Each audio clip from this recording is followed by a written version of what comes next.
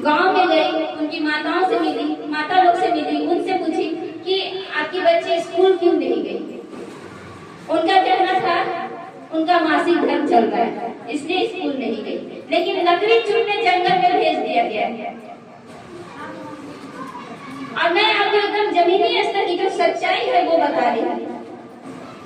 School नहीं भेजा गया लेकिन जंगल में लकड़ी चुनने भेज दिया गया। ये सोच है।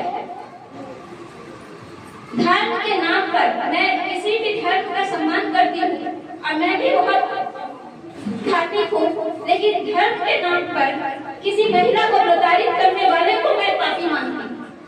मेरी एक सहेली जब डिलीवरी के बाद घर आई तो उसका कहना था कि 21 दिसंबर को उसकी सासू माँ उसे बिस्तर पे नहीं बैठने, ये कहकर कि तुम्हारा मासिक धर्म चल रहा है।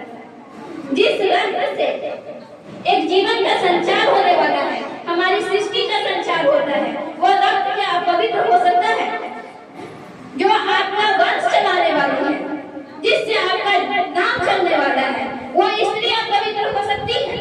मेरी नजर में वो स्त्री अपवित्र है जो उस स्त्री को अपवित्र करती है, जो उसके साथ भेदभाव का व्यवहार करती है। मेरी नजर में वो स्त्री अपवित्र है। और बहुत दुर्भाग्यपूर्ण है कि स्त्रियों को प्रताड़ित करने वाली स्त्री होती है। किसी पुरुष के द्वारा नहीं कहा जाता है कि तुम अपवित्र हो, बिस्तर में मत बैठो। ये कहा जाता है एक स्त्री के द्वारा कि तुम ये सामान नहीं छू सकती, रसोई में नहीं घुस सकती, यहाँ नहीं बैठ सकती, वहाँ नहीं घुस सकती।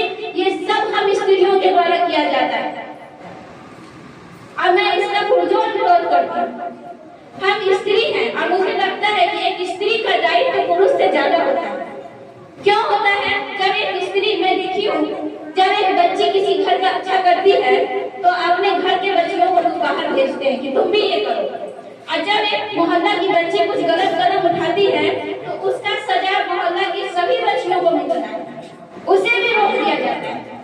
जब एक किसी घर की अच्छा करती है तो लोग अपने घर की बहुओं को स्वतंत्रता देते हैं, लेकिन जब एक घर की बहू कहीं कुछ गलत करती है तो सारी बहुओं को उसका सजा मिलता है। तो हम स्त्रियों का दायित्व अधिक होता है। एक पुरुष जब बाहर निकलते हैं तो अपने लिए निकलते हैं, अपने अपनों के लिए निकलते हैं, लेकिन जब एक स्त्री बाहर निकलती है तो हर स्त्री जाति का प्रतिनिधित्व करती है।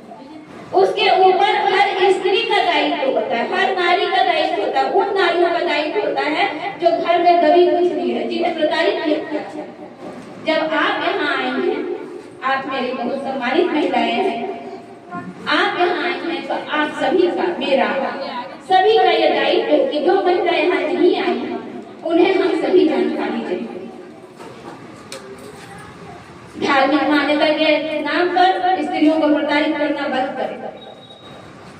किसी भी धर्म में सर्वश्रेष्ठ स्त्री को माना गया है, प्राकृतिक का रूप माना गया है, देवी स्वरूपा माना गया है, फिर उसे हम अपवित्र कैसे मानते हैं? मैं मुझसे एक महिला बोली कि मैं छठ पूजा करूंगी इस साल, क्योंकि मेरी 17 वर्ष की बच्ची को पीरियड नहीं आ रहा था। मैंने छठ पूजा का मन्नत रखा था, उस पूजा का मन्नत रखा था जिस पूजा में अगर उसे मासिक धर्म हो जाएगा तो जाने की अनुमति नहीं है। उस पूजा का मन्नत रखे थे और उस पूजा में आप जा नहीं सकते, उसे एकदम अछूत की तरह तो नहीं आओ भी मत। तो ये गलत है, ये प्राकृतिक चक्र है। नहीं, अगर ये नहीं है तो लोग परेशान हैं, बीमार हैं। बहुत अच्छी जानकारी हमारे मंचासी सभी सम्मानित महिलाओं के द्वारा इस सभागार में दिया गया। एक छोटी छोटी जानकारी दी गई। एक और बात मैं कहूँगी, जब प्रारंभिक दौर रहता है मासिक धर्म का, उस समय लोग बच्चियों को घर में अलग ही ट्रीट करने लगते हैं। लगता है कोई बहुत बड़ा गुनाह हो गया, उसका मासिक धर्म शुरू हो गया। अब ये कुछ गलत करेगा